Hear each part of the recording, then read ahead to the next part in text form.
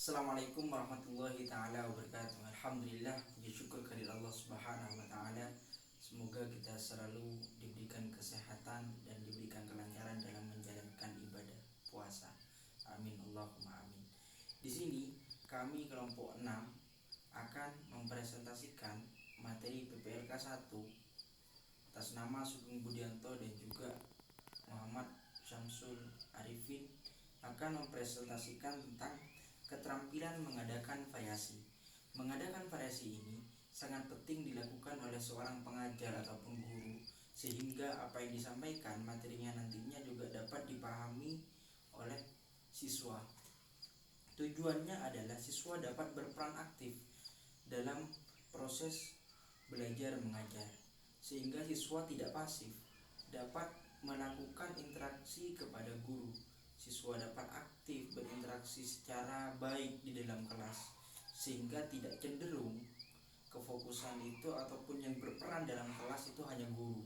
Tidak, tapi ketika kita melakukan variasi, yang berperan dalam kelas guru dan juga siswa, semuanya berperan aktif. Prinsip dalam mengadakan variasi ini adalah bermaksud baik, tujuannya baik. Jadi ketika kita melakukan variasi, tujuannya itu baik, tidak hanya sebatas iseng ataupun hanya sebatas lelucon, tapi tujuannya bagaimana siswa dapat memahami materi itu dengan baik dan benar. Yang selanjutnya prinsipnya adalah lancar dan juga berkesinambungan. Jadi seorang guru melakukan variasi ini secara lancar. Sebelumnya sudah punya inisiatif, punya ide bagaimana melakukan variasi dan jenis variasi apa yang akan digunakan. Jangan spontan, jangan hanya dadakan, nanti kesannya tidak lancar dan kesannya nanti guru tidak siap dalam mengisi kelas tersebut. Dan juga kesinambungan dilakukan secara terus menerus, tidak hanya sewaktu-waktu atau tergantung keadaan guru. Ketika gurunya lagi enak hati maka asik, ketika dia tidak enak hati atau suasananya nanti jadi tidak enak lagi.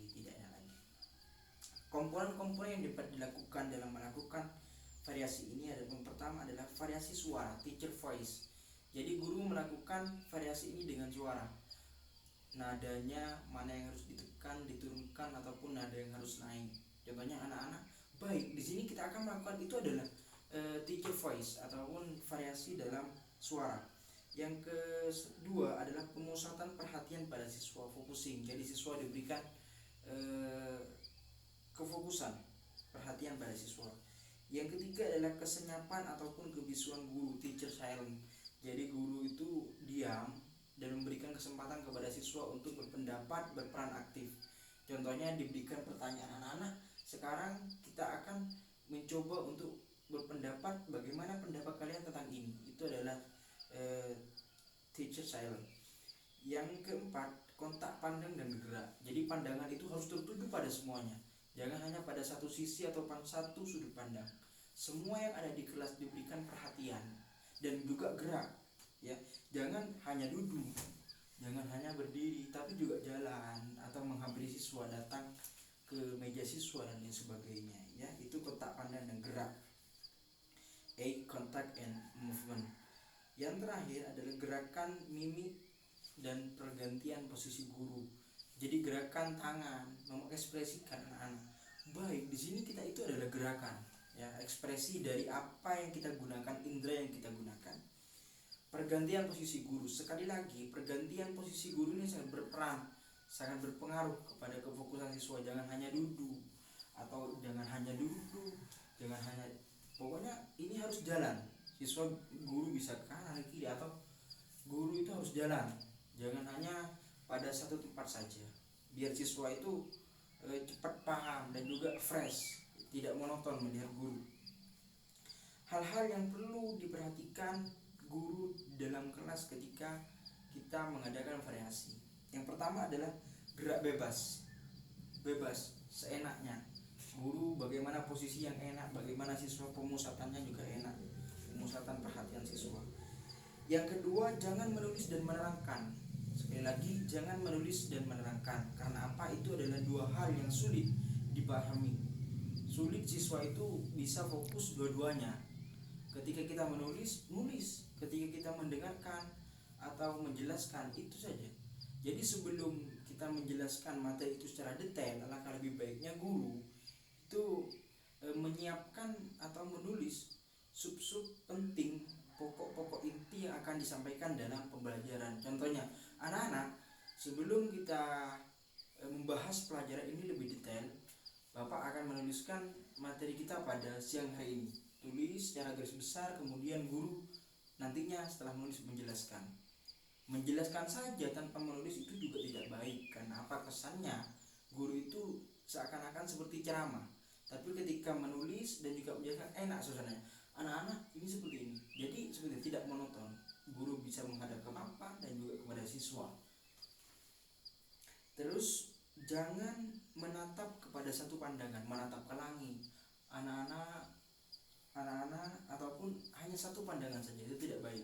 Ya, jangan hanya fokus pada satu pandangan, entah ke atas, ke bawah, ke langit, ke dinding, atau ada hal-hal yang aneh di sekitar kelas. Guru jangan berpusat pandangan kepada itu. Terus juga menghampiri siswa. Ini biasanya dilakukan ketika ulangan. Ulangan biasanya kan siswa dikerjakan, baik anak-anak kerjakan dulu. Kerjakan halaman ini sampai halaman ini. Guru ketika memberikan tugas diperkenankan kalau bisa jangan hanya duduk di kursi saja, tapi juga ngontrol ke belakang, melihat siswa, menyapa siswa, melihat tulisan siswa atau bagaimana dia mengerjakan, apakah ngerepek ataukah dikerjakan sendiri. Itu ya, variasi yang dapat kita gunakan dengan alat indera yang kita punya. Yang terakhir, variasi penggunaan media dan alat pembelajaran. Ini yang namanya media dan alat itu adalah salah satu menggunakan benda atau barang dan lain sebagainya. Yang pertama, visual aids, bahan yang dapat dilihat. Jadi siswa tidak hanya mendengarkan guru saja, tapi juga menggunakan bahan yang dapat dilihat. Contohnya guru menampilkan proyektor. Itu jadi siswa tidak bosan juga melihat pandangan kepada sesuatu yang dapat dilihat, visual aid. Yang kedua, dapat didengar. Ini melatih kepekaan seorang siswa. Visual out ini atau dapat didengar ini biasanya menggunakan audio. Entah guru membawa sound, kemudian siswa disuruh untuk menelaah apa yang ada di suara tersebut atau mengartikan atau dan lain sebagainya. Yang terakhir itu adalah dapat diraba dan diperagakan. Ini biasanya seorang guru memberikan materi kemudian juga langsung praktek. Kiranya itu saja yang dapat kami sampaikan dalam presentasi kali ini. Semoga yang sedikit ini bermanfaat, kurang dan lebihnya